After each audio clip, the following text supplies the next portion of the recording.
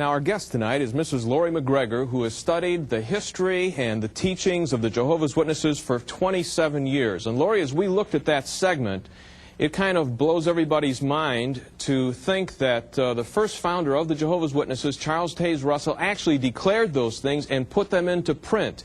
Is that true? And if it is true, why is it that when he died and these things had not come to pass, why is it that people didn't leave the Watchtower Society and it just wasn't finished at that point?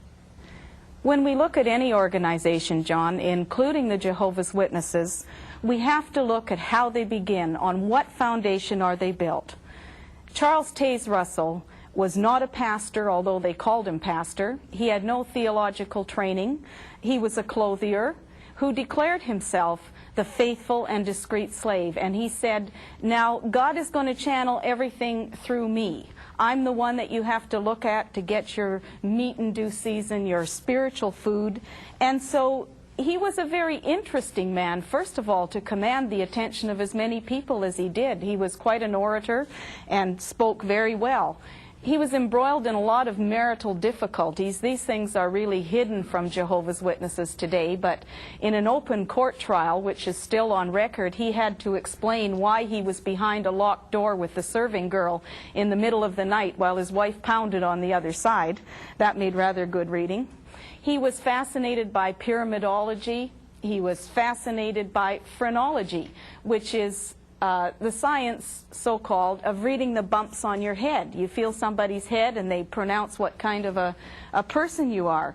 He was so taken with phrenology that he came up with some really interesting quotes in the Watchtower. I have one here of March 15th, 1913 I'd like to read to you, and I quote, "The drawing power which the Almighty exercises over humanity is in different degrees. Some have a strong desire to worship God. Others have a weak desire, and others have no desire at all. The difference is due to the shape of the brain."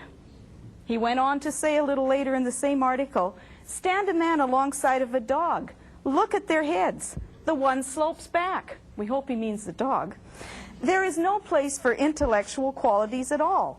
If we could make a man with the same, if we could make a dog, pardon me, with the same head as a man, he would think the same as a man." End of quote. Now, Jehovah's Witnesses need to ask themselves, am I trusting in an organization that had a beginning like this, on a man that held these strange views? We also saw from the film clip that he is a proven false prophet. He named 1874 as the time of Christ's invisible presence, and he also said that 1914 would mark the end of everything. The world was not going to go beyond that time. Why didn't Jehovah's Witnesses leave the organization after he put that in print and they found it was untrue? All I can answer you in that way, John, is that when people become so convinced that they have got God's prophet and they have given their loyalty, they have given their money, they have knocked on doors, they have studied, they just can't swallow their pride somehow. And I believe also the Bible speaks of a spirit of deception.